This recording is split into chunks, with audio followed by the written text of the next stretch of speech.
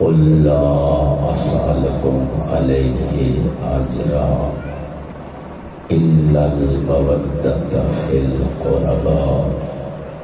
وقال إمام الباقر عليه الصلاة والسلام: بني الإسلام على 5 أشياء: الصلاة، الصوم، الزکوٰۃ والحج وحبنا اہل البیت. بلند تر صلوات پڑھ دیں.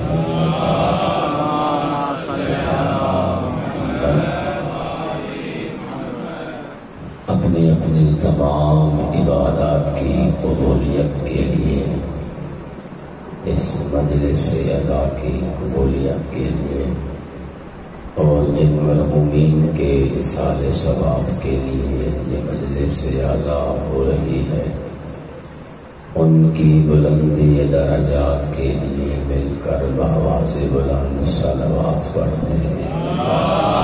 اللہم صل علی محمد وآل محمد. حجت خدا یوسف زہرا سلام اللہ علیہا، امام زمان علیہ السلام کے ظہور میں تعجیل کے لیے مل کر صلوات پڑھتے ہیں.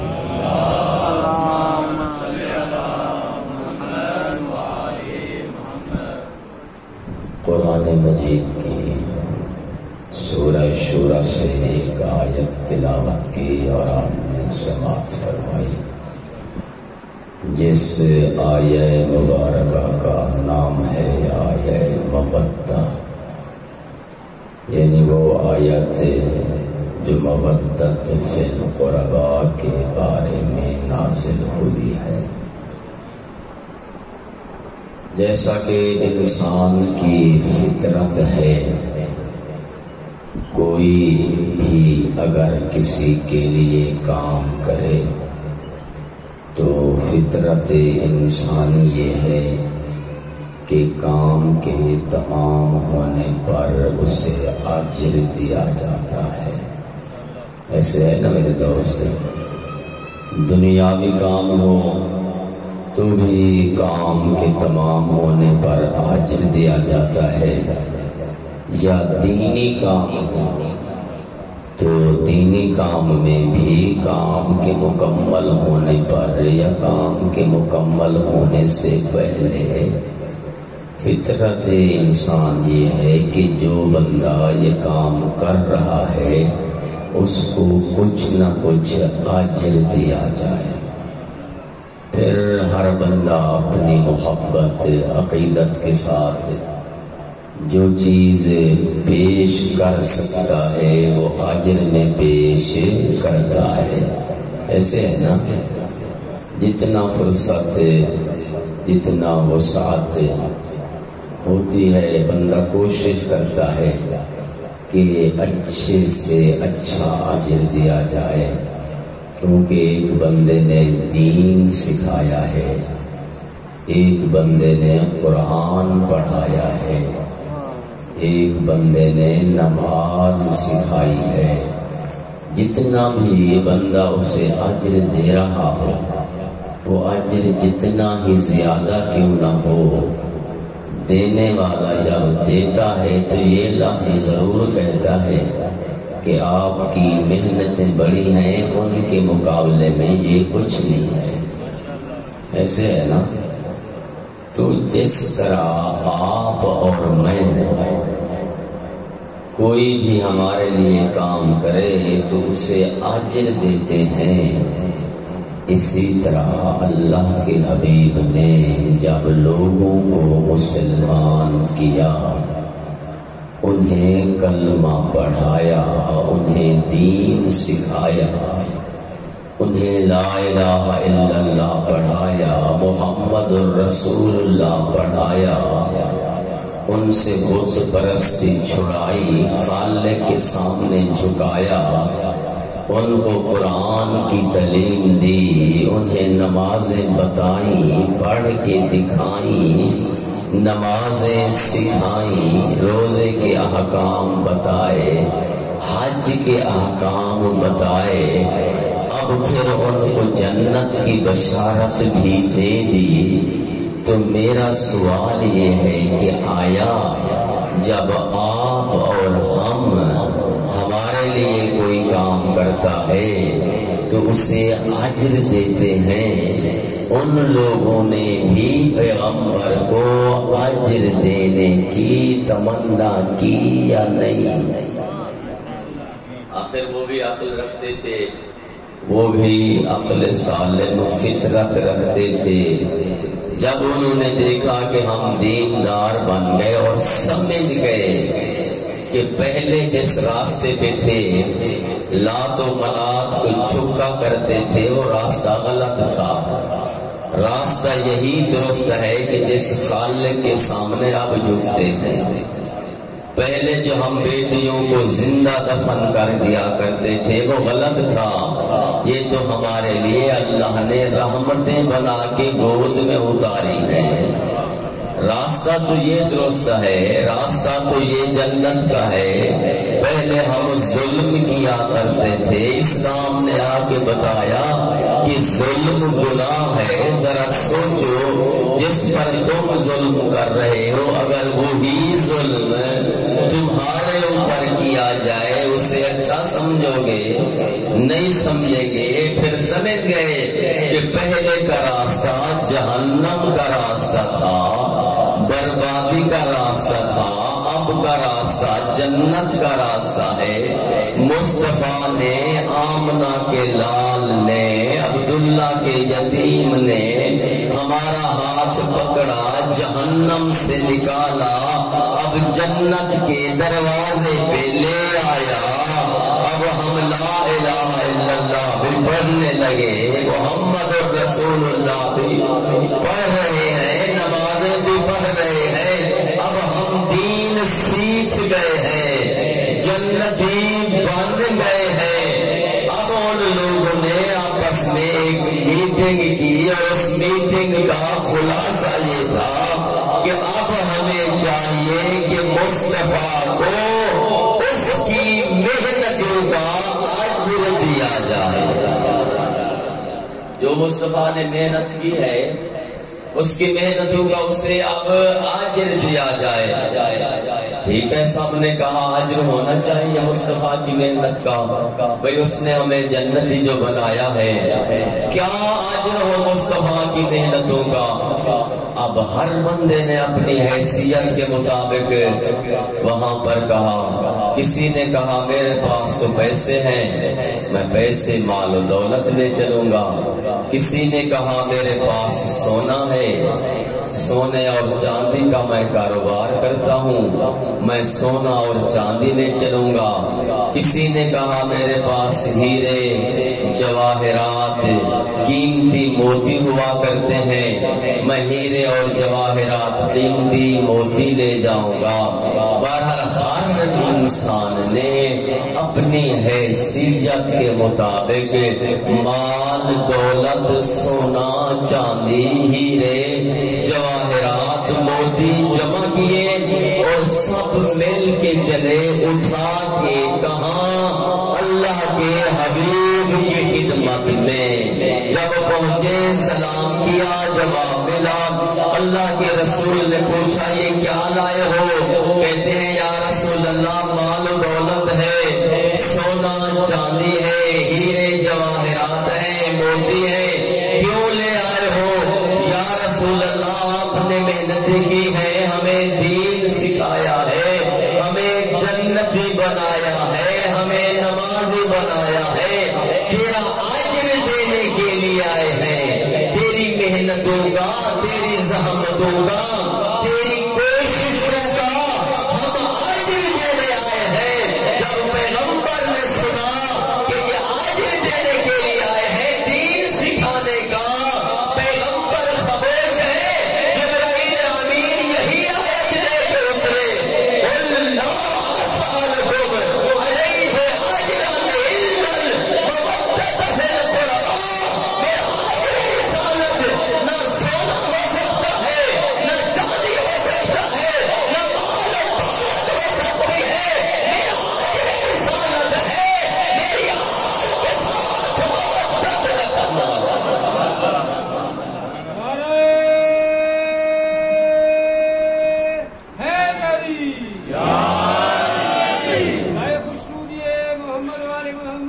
निरंतर सलावत। अल्लाहुम्मा सल्ली अला मुहम्मद।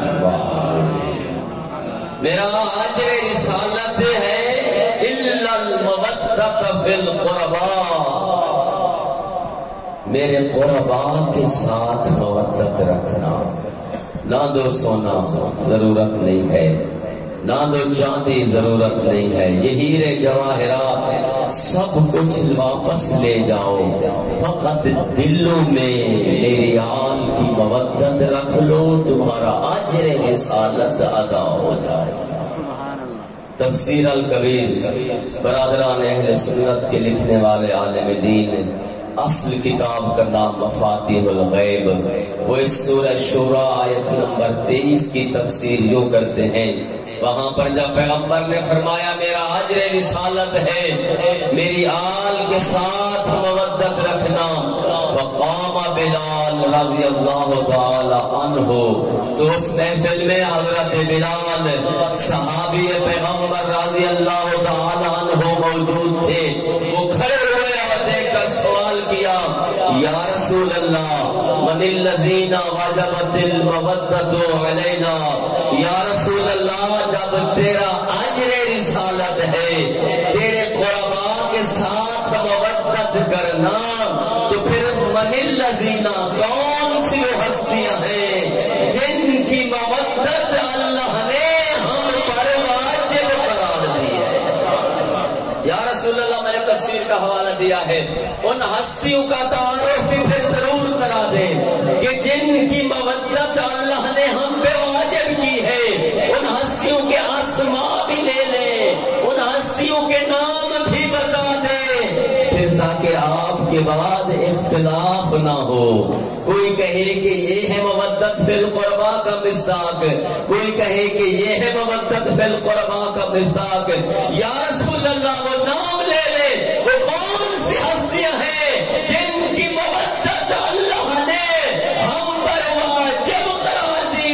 वक़ाल रसूलुल्लाह सल्लल्लाहु अलैहि वआलिहि वसल्लम, अल्लाह के हबीब ने फरमाया, अना व अलीयुन वल फातिमा वल हसन वल हुसैन, वक़ाल सलास मर्रात, पैगंबर ने 3 दफा फरमाया नाम लेके कि जिनकी मवद्दत तुम पर अल्लाह ने वाजिब की है।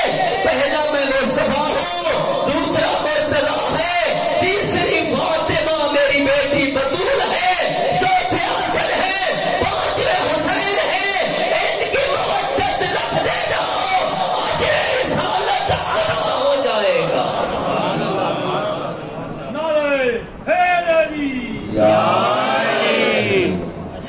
मौलाना जब हम तफसीरें और कुरान पढ़ते हैं, हजरत नूह अलैहिस्सलाम का किस्सा पढ़ते हैं, माशाल्लाह आप सब कुरान पढ़ते हैं और तर्जुमे के साथ पढ़ते हैं। जब हम पढ़ते हैं हजरत नूह अलैहिस्सलाम का किस्सा, हजरत नूह अलैहिस्सलाम ने मेहनतें झीली। हाँ, कुछ लोग मुसलमान हुए, उन्होंने नूह पर ईमान लाया, अल्लाह के दीन को कबूल किया। उन्होंने भी इसी तरह मीटिंग की थी, तफसीरें उठाएं जिस तरह इन लोगों ने की थी कि हमें चाहिए कि हजरत नूह को कोई अजर दे कि उन्होंने पत्थर खाए हैं, पत्थर खा खा के जख्मी हो के हमें दीन सिखाया है, तो अब हमें अजर देना चाहिए। आते थे हजरत नूह अलैहिस्सलाम के पास कि ऐ नूह नबी, हम तुझे अजर देना चाहते हैं, तेरी रिसालत की मेहनत देना चाहते हैं, तूने हमें दीन सिखाया, दीन सिखाने का अजर देना चाहते हैं। नूह से कहते थे क्या अजर दे? हजरत नूह अलैहिस्सलाम जवाब देते थे, कुरान पढ़े, कुरान कहता है मा लना अजरन इल्ला अल्लाह। नूह अलैहिस्सलाम जवाब में कहते थे हमारा अजर कुछ नहीं है, तुमसे हम कोई अजर नहीं चाहते, कोई भी जरूरत नहीं है, न माल न दौलत, सब कुछ वापस ले जाओ, इल्ला अल्लाह, हमारा अजर अल्लाह की जात देगी। حضرت موسیٰ علیہ السلام، حضرت عیسیٰ علیہ السلام، حضرت یحییٰ زکریا علیہ السلام انبیاء کے جس قرآن میں درج ہے کہ جب ان کی امتیں اسلام لا چکی ہوتی، اللہ کے دین کو قبول کر چکی ہوتی تھی اور آتی تھی نبی کے پاس، یا نبی یہ فطرت ہے، میں نے پہلے عرض کی ہے، فطرت سے میں نے تقریر شروع کی تھی، فطرت انسانی ہے، یا نبی اللہ ہم اجر دینا چاہتے ہیں آپ کو، کیا اجر دیں آپ کی محنتوں کا؟ آپ نے دین جو سکھایا ہے، آپ نے ہمیں اسلام جو بتایا ہے، آپ نے ہمیں توحید جو سکھائی ہے، تمام انبیاء کا جواب یہی ہوتا تھا، ما لنا اجرا الا علی اللہ، ہمیں تم سے کوئی اجر نہیں چاہیے، ہمارا اجر اللہ کی ذات پہ ہے۔ میری بات آپ کو سمجھ آ رہی ہے؟ میرے پر صلوات پڑھ لیں۔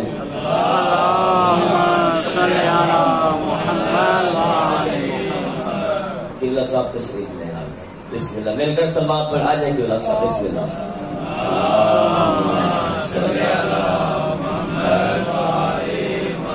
علماء حقہ کی صحت و سلامتی کے لیے بلند تر صلوات۔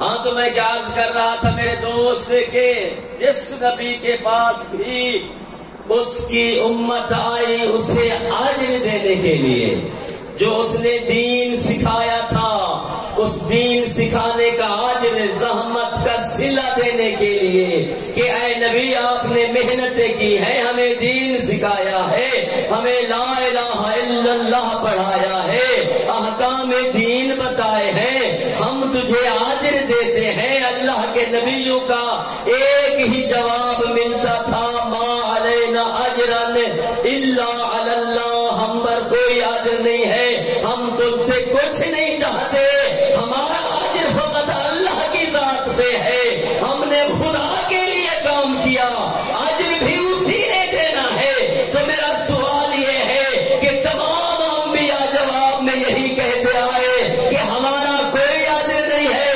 اجر اللہ کی ذات نے دینا ہے، اور خدا نے بھی وہاں پہ کوئی آیت نہیں اتاری کہ ان سے کوئی اجر مانگو۔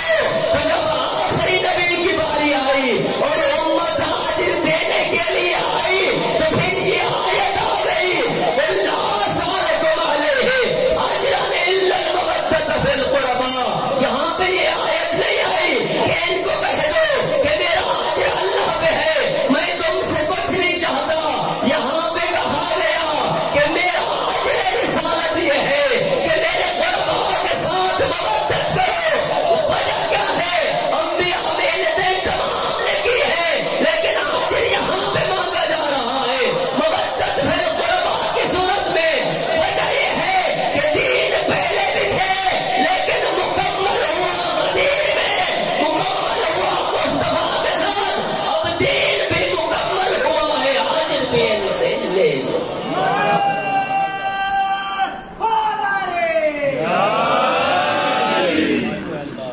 اور پھر یہاں پہ ایک جملہ اور بھی میں عرض کر دوں کہ یہ نہیں کہا گیا میری محنتوں کا اجر نمازیں ہیں، رسول یوں بھی فرما سکتے تھے نا، میں نے جو زحمتیں کی ہیں تمہیں نمازیں سکھائی ہیں، جو میں نے کوشش کی ہے، تم یہ مال و دولت سونا لے آئے ہو، اسے چھوڑو، جا کے نمازیں پڑھتے رہو، اجر ادا ہو گیا، کہا ہے ایسا؟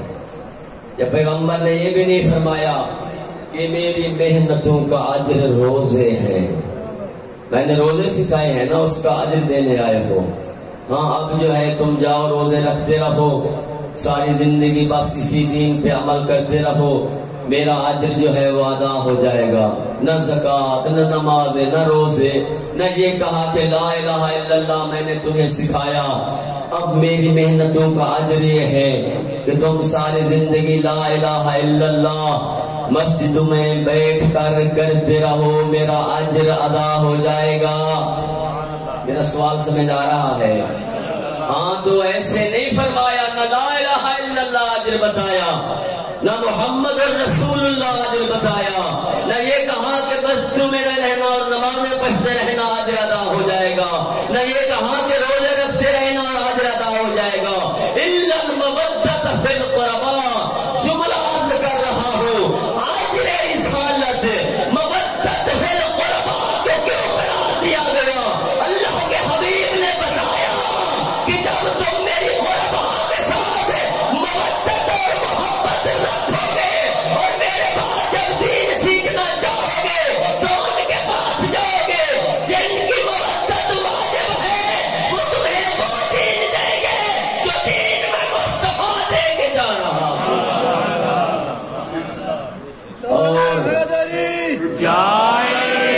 اور اگر تم نے یہ دروازہ چھوڑ کے مودت فی القرباء آل کو چھوڑ کے کسی اور دروازے پہ چلے گئے اور وہاں سے دین لینے لگ گئے اور اس دین پر عمل کرتے رہے، وہ پھر دین نہیں ہوگی، بربادی ہوگی۔ پھر وہاں پہ لا الہ الا اللہ بھی فائدہ نہیں دے گا، محمد الرسول اللہ بھی پڑھنا فائدہ نہیں دے گا، نمازیں بھی فائدہ نہیں دے گی، روزے بھی۔ کیوں؟ اس وجہ سے کہ جو غیر معصوم سے دین لیا جائے گا تو دین کی حالت بدل جائے گی۔ جو معصوم سے دین لوگے، جیسے اللہ کی ذات نے نبی کو دیا وہی دین بغیر کسی تبدیلی کے معصوم تمہیں سکھائے گا۔ مل کر صلوات پڑھ لیں۔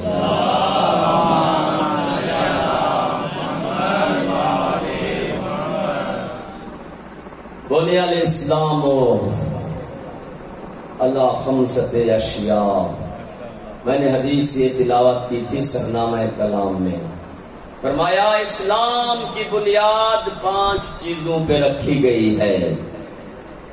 الصلاۃ، پہلا نماز، الزکوٰۃ، دوسری چیز جس پر اسلام کی بنیاد ہے وہ زکوٰۃ ہے، تیسرا الصوم، وہ چیز جس پر اسلام کی بنیاد ہے وہ روزہ ہے، چوتھا الحج، جس پر اسلام کی بنیاد ہے وہ حج ہے، اور 5ویں حبنا اہل البیت، ہم اہل بیت کی محبت۔ مل کر صلوات پڑھ لیں۔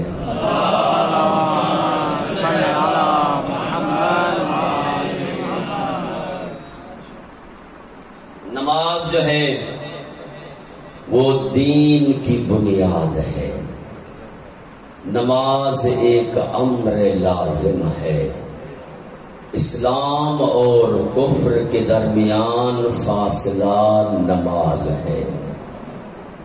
اقیموا الصلاۃ ولا تکونوا من المشرکین، نماز قائم کرو اور مشرکین میں سے نہ بنو۔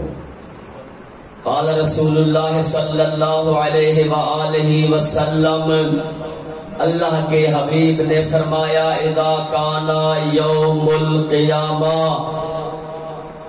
جب قیامت کا دن ہوگا، یخرج من جہنم من دابہ اسمہا جریش، جہنم سے ایک حیوان نکلے گا جس کا نام جریش ہوگا، رأسہا فی السماء السابعہ، جس کا سر جو ہے وہ 7ویں آسمان میں ہوگا، وَذَنَبُهَا فِي الْأَرْضِ السَّافِلَةِ، اور جس کی دم جو ہے وہ آخری زمین میں ہوگی، فَمُّهَا مِنَ الْمَشْرِقِ إِلَى الْمَغْرِبِ، جس کا منہ جو ہے وہ مشرق سے لے کر مغرب تک کھلا ہوگا، یقول فی الارصاد بالصوت الاعلی، کھلے میدان میں آ کے لمبی آواز سے کہے گا اینا اہلی اینا اہلی اینا اہلی، کہاں ہے میری غذا کہاں ہے میری غذا کہاں ہے میری غذا۔ جب یہ آواز سنیں گے جبرائیل تو حضرت جبرائیل علیہ السلام میدان معاشر میں نازل ہوں گے. فیقول، وہ پوچھیں گے لمن اردت یا جریش، اے جریش بتا کون سے لوگ تیری غذا بنیں گے. وہاں پہ وہ جواب دے گا اردت خمسۃ نفر من امت محمد المصطفیٰ صلی اللہ علیہ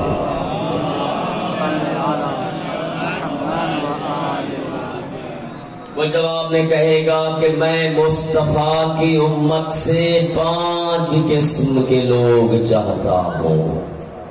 کون کون سے؟ اول تارک الصلاۃ، پہلے وہ لوگ جو نماز نہیں پڑھتے.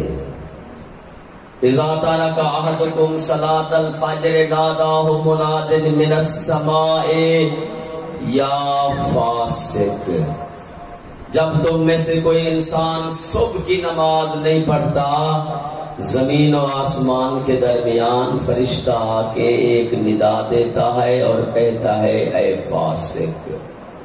اذا ترک احدکم صلاۃ الظہر ناداہ مناد من السماء یا غادر، جب تم میں سے کوئی انسان ظہر جیسی نماز کو چھوڑ دے اور ادا نہ کرے، زمین و آسمان کے درمیان فرشتہ آ کے ندا دیتا ہے اور اس کی ندا یہ ہوتی ہے کہ اے دھوکہ دینے والے اور دھوکے میں رہنے والے انسان.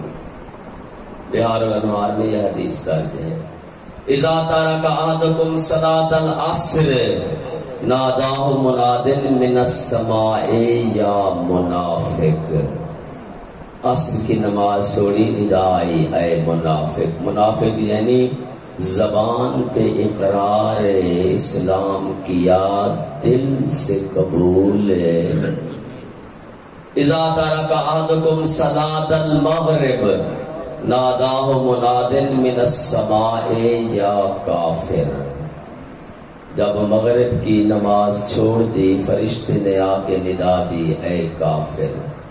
اذا ترک احدکم صلاۃ العشاء ناداہ مناد من السماء لیس لک ربا، جب عشاء کی نماز چھوڑی فرشتے نے آ کے ندا دی تیرا کوئی رب نہیں ہے، تو نے کسی کو اپنا رب تسلیم نہیں کیا. اگر کسی کو تو اپنا رب تسلیم کرتا تو کم از کم اس آخری وقت میں جا کے اسے جھک جاتا، اسے سجدہ کر کے آتا. پہلا جو نماز نہیں پڑھتے الثانی مانع الزکات، فرمایا وہ لوگ جن پر زکوٰۃ واجب ہے اور وہ زکوٰۃ ادا نہیں کرتے. زکوٰۃ مال دینے کا نام نہیں ہے، زکوٰۃ مال لینے کا نام ہے. زکوٰۃ کا لفظی معنی مولانا صاحب موجود ہیں قبلہ صاحب، زکوٰۃ یعنی نمو فی المال. زکوٰۃ کا معنی ہے مال میں اضافہ کرنا، مال کو بڑھانا. مولانا میں تو ایک حصہ دے رہا ہوں، اس سے مال بڑھ کیسے رہا ہے؟ 20واں حصہ دے رہا ہوں، 10واں حصہ دے رہا ہوں، 15واں حصہ دے رہا ہوں، تو یہ تو میرا مال جا رہا ہے، آ کیسے رہا ہے؟ ظاہراً تیرے ہاتھوں سے جا رہا ہے، حقیقت میں وہ مال تیرے ہاتھوں میں. زکوٰۃ فرمایا، زکوٰۃ نمو فی المال کا نام ہے. الثالث، تیسرا انسان جو اس جریش کی غذا بنے گا شارب الخمر، جو شراب پیتا ہے. چوتھا جو اس انسان کی غذا بنے گا من تکلم بکلام الدنیا فی المساجد، جو اللہ کا گھر عبادت کے لیے بنایا گیا ہے، اس گھر میں بیٹھ کر جو دنیاوی باتیں کرے. عبادت کے لیے ہے، جاؤ اللہ کی عبادت کرو، ذکر کرو، تسبیحات پڑھو، تلاوت کرو۔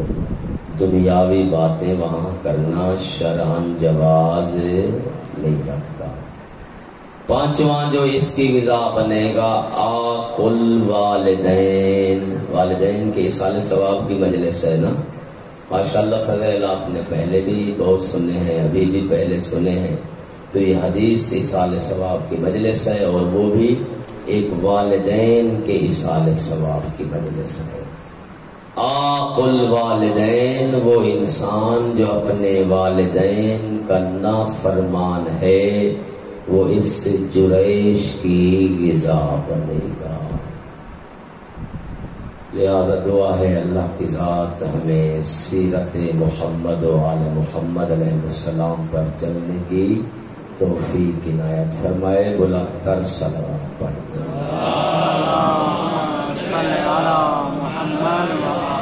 تو میں عرض کر رہا تھا کہ معصوم فرماتے ہیں کہ اسلام کی بنیاد 5 چیزوں پہ رکھی گئی ہے۔ پہلی ہے نماز، دوسری ہے زکوٰۃ، نماز کا ذکر بھی ہو چکا، زکوٰۃ کا ذکر بھی ہو چکا، اور تیسرا ہے الصوم، روزہ رکھنا۔ روزہ رکھنا بھی اسلام کی بنیادوں میں سے ایک بنیاد ہے۔ اللہ فرماتا ہے اے میرے بندے، میں نے 12 مہینے بنائے ہیں، ان 11 مہینوں میں 12 میں سے 11 میں اپنی مرضی سے کھا پی، اور 1 مہینے میں میری مرضی سے کھا پی۔ جب میں کہوں کھاؤ تو کھا لو، جب میں کہوں رکو تو رک جاؤ، اس کا نام ہے روزہ۔ جب تو اس عبادت میں مصروف ہو جائے گا کہ تیرا کھانا اور پینا اس مہینے کے اندر میری مرضی کے مطابق ہو جائے گا، تو پھر آواز آئے گی الصوم لی وانا اجزی بہ۔ اے میرے بندے، تو نے کھایا بھی میری مرضی سے، پیا بھی میری مرضی سے۔ جب میں نے کہا کھایا تو تو کھاتا رہا، جب میں نے کہا رک جا تو تو رک گیا۔ اب اس کی جگہ بھی تجھے میں اللہ نے عطا کرنی ہے۔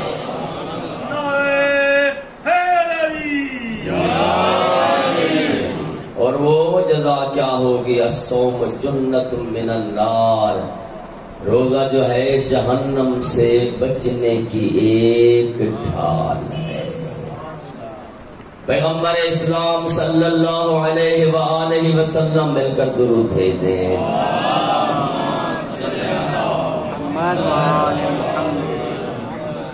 اپنے اصحاب کرام کے سامنے خطاب فرما رہے ہیں، اور خطاب فرماتے ہوئے آپ نے پوچھا تم میں سے اے میرے صحابیوں، اے میرے جانثارو، بتاؤ تم میں سے کون ہے وہ انسان جو مکمل قرآن کریم کا ختم کر کے پھر سوتا ہو؟ سونے سے پہلے یہ قرآن کریم کے ختم کا ثواب اپنے نام اعمال میں درج کرا کے سوتا ہو۔ تمام اصحاب کرام خاموش ہیں۔ حضرت سلیمان فارسی کھڑے ہوئے، دیکھ کر فرمایا انا یا رسول اللہ، میں آپ کا غلام جب سوتا ہوں سونے سے پہلے ختم قرآن کا ثواب اپنے نام اعمال میں درج کرا کے سوتا ہوں۔ پیغمبر خاموش ہوئے، دوسرا سوال کیا کون ہے تم میں سے جو ساری رات اللہ کی عبادت میں گزارتا ہو؟ سب خاموش۔ پھر حضرت سلیمان رضی اللہ تعالی عنہ کھڑے ہوئے اور دیکھ کر فرمایا یا رسول اللہ انا، اے اللہ کے حبیب میں آپ کا غلام ساری رات اللہ کی عبادت میں گزارتا ہوں۔ تو کچھ اصحاب کرام نے اعتراض کیا، دیکھ کر پھر کہا یا رسول اللہ ہم نے دیکھا ہے سلیمان کو کئی دفعہ راتوں میں سوئے ہوئے اور آپ کہتے ہیں سلیمان سچا بھی ہے. آپ کہتے ہیں کون ساری رات عبادت میں گزارتا ہے؟ ہم نے کئی دفعہ اسے سوئے ہوئے دیکھا اور پھر کھڑے ہو گئے. کہتے میں ساری رات عبادت میں گزارتا ہوں. پھر پیغمبر نے سوال کیا کون ہے تم میں سے ایسا انسان جو پورا سال کے روزوں کا ثواب ہر سال اپنے نامہ اعمال میں درج کراتا ہے؟ سب خاموش. مؤرخین نے لکھا پھر وہی اللہ کے حبیب کا غلام حضرت سلیمان رضی اللہ تعالی عنہ کھڑے ہوئے اور دیکھ کر فرمایا یا رسول اللہ میں آپ کا غلام ہوں جو پورے سال کے روزوں کا ثواب اپنے نامہ اعمال میں درج کراتا ہوں.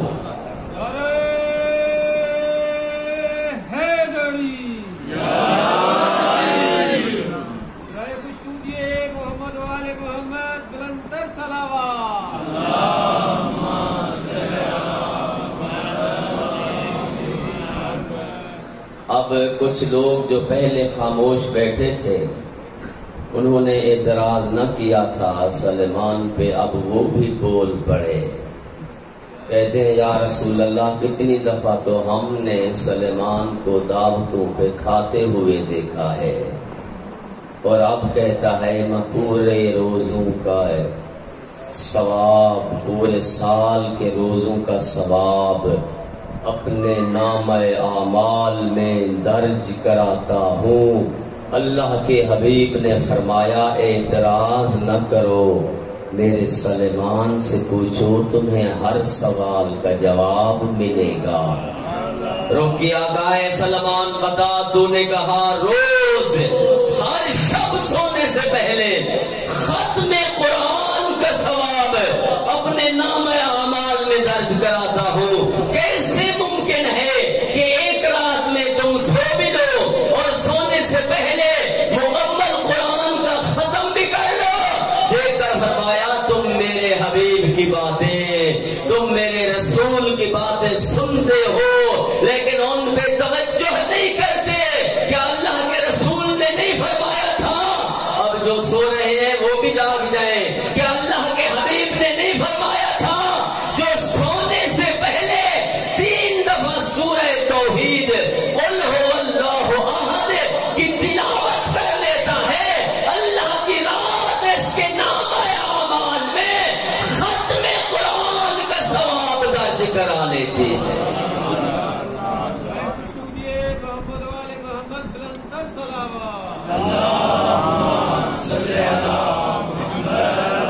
اب میں جب سوتا ہوں یہ مشکل ہے، جب انسان سوئے 3 دفعہ سورہ توحید پڑھ دے قل هو اللہ احد اللہ الصمد لم یلد ولم یولد ولم یکن له کفوا احد، 3 دفعہ یہ پڑھ لینا ختم قرآن کا ثواب.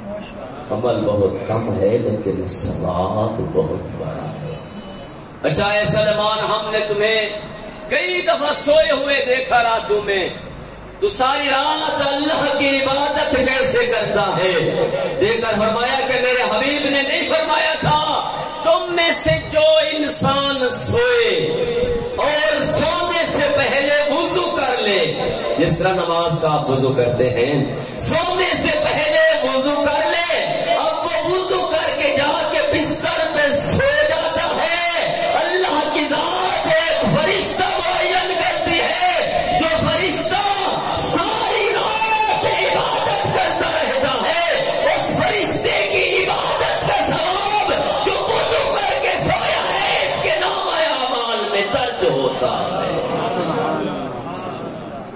اب جب میں سوتا ہوں نماز کا وضو کر لیتا ہوں، مشکل ہے آسان ہے، انسان وضو کر کے سو جائے. سوتا ہوں وضو کر لیتا ہوں جا کے سو جاتا ہوں، ایک فرشتہ ساری رات عبادت کرتا ہے، اس کی عبادت کا ثواب میرے نام اعمال میں. اور پھر لطیف جملہ جو ہم عبادت کرتے ہیں پتہ نہیں قبول ہو یا پتہ نہیں کتنی ریاکاری ہے، پتہ نہیں کتنی عبادات کے اندر جو ہے وہ بھولیاں ہیں. ہاں کہاں قبول ہوتی ہے کہاں نہ ہو، لیکن بہرحال قبول ہونا نہ ہونا اور بات ہے، لیکن ہمیں حکم ہے انجام دینے کا. جب پوچھا گیا نا معصوم سے کہ میں جب نماز پڑھتا ہوں تو مجھے نماز میں کئی خیال آتے ہیں، پھر میں سوچتا ہوں میری نماز کا کیا فائدہ، جب اتنا خیال آ رہے ہیں تو اس کا کیا فائدہ ہوگا؟ فرمایا نہیں تو پڑھتے آ، پڑھ کر آنا تیرا کام ہے، قبول کرانا ہماری ولایت و محبت کا کام ہے.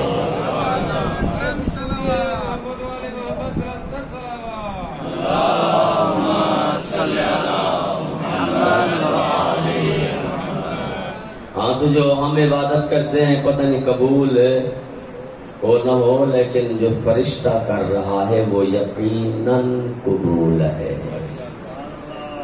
اے سلیمان تو پورا مہینہ اور پورا سال روزوں میں کیسے گزارتا ہے؟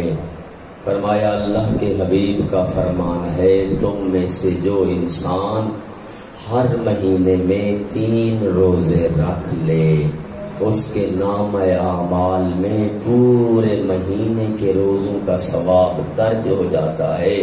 سلیمان نے یہ کہا، پیغمبر نے فرمایا السلیمان منا اہل البیت، بلند تر صلوات پڑھ دیں.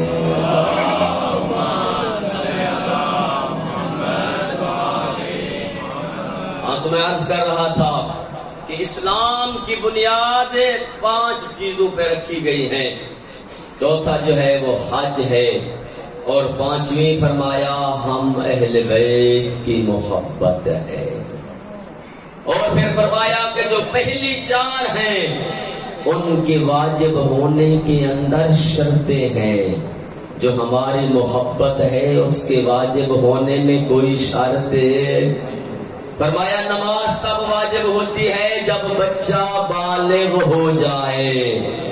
9 سال کی بچی اور 15 سال کا بچہ جب بالغ ہو جائے تب نماز واجب ہوتی ہے، اس سے پہلے واجب نہیں ہے. روزہ اس پر واجب ہے جو مریض بھی نہ ہو اور مسافر بھی نہ ہو. زکوٰۃ اس پر واجب ہے جس کے پاس مال جو ہے نصاب تک پہنچ جائے. اور پھر فرمایا حج اس پر واجب ہے جو امیر ہو، استطاعت ہو، حج پہ جا سکتا ہو، قدرت ہو، جسمانی حوالے سے بھی اور مالی حوالے سے بھی اس پر حج واجب ہے. ہر ایک کے اندر کچھ نہ کچھ وجوب کے شرائط ہیں، لیکن جو ہماری محبت ہے اس کے واجب ہونے میں کوئی شرط نہیں ہے. امیر پر بھی ہماری محبت واجب، غریب پر بھی ہماری محبت واجب، صحیح سالم پر بھی ہماری محبت واجب، مریض پر بھی ہماری محبت واجب، جو گھر میں بیٹھا ہے اس پر بھی ہماری محبت واجب، جو سفر میں ہے اس پر بھی ہماری محبت واجب ہے.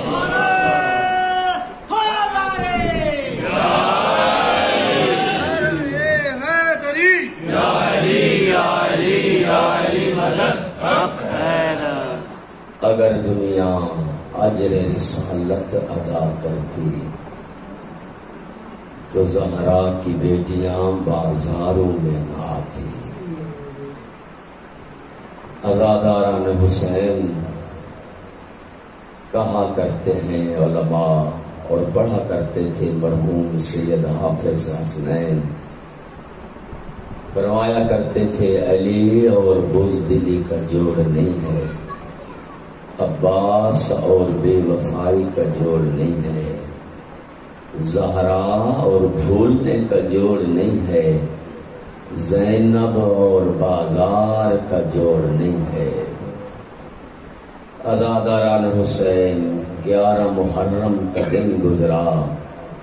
مورخین نے لکھا کہ اس دن میں جب وہ زیور لے کے آئی فوج اشقیاء اور آ کے دیے سید سجاد کو اور کہا کہ اے سجاد یہ زیور ہیں، اپنی مستورات کو دو، ان کو پہناؤ.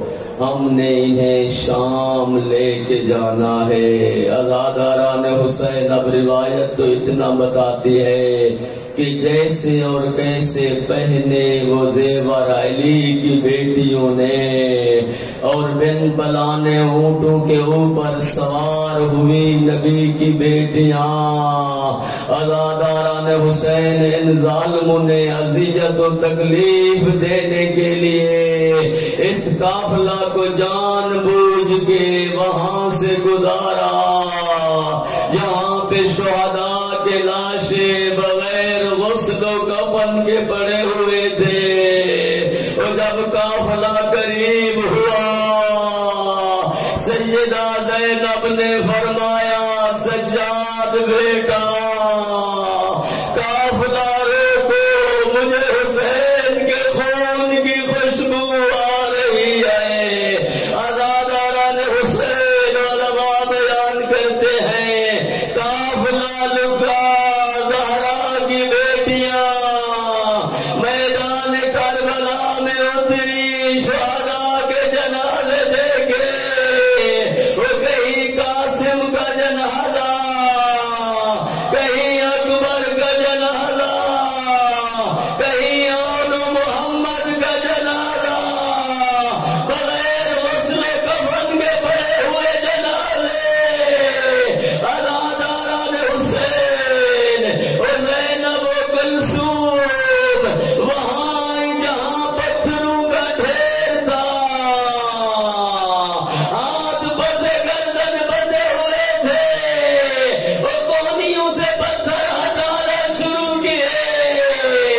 جب پتھر ہٹائے زہرا کی بیٹی نے دیکھا اور رو کر ایک جملہ کہا، یا حسین اريد ان اقبل وجهك۔ حسین میرا جی چاہتا تھا میں تیرے چہرے کا بوسہ لوں، حسین تیرا سر ساتھ نہیں ہے، اريد ان اقبل صدرك۔ حسین زینب کا جی چاہتا تھا وہ تیرے سینے کے بوسے لے، وہ سینے پہ گھوڑوں کے ٹاپو کے نشان، ہڈیاں ہڈیوں سے جدا ہو گئی۔ پھر تیسرا جملہ کہا زہرا کی بیٹی نے، کہا حسین اريد ان اقبل وان اقبل يدك۔ حسین زینب چاہتی تھی تیرے ہاتھوں کے بوسے لے، حسین تیرا ہاتھ سلامت نہیں ہے، حسین تیری انگلی کوئی کاٹ کے لے گیا۔ عزاداران حسین اب روایت کہتی ہے سیدہ نے ایک سوال کیا، سعادت الدارین نے بھی اپنی کتاب میں لکھا اور کہا حسین میں زینب پوچھتی ہوں وہ تیرا جسم تو موجود ہے، حسین ہے راز کا، حسین تیرا سر کاٹ کے کون لے گیا؟ اور رونے والی روایت کہتی ہے کٹے ہوئے گل سے آواز آئی، زینب محل پہچان، وہ تیرا بھائی حسین میں ہوں۔ اب میں ایک سوال کرتا ہوں، زینب بتا وہ ہے ناردا کے، وہ زینب جس دادر کی بازاد، ابا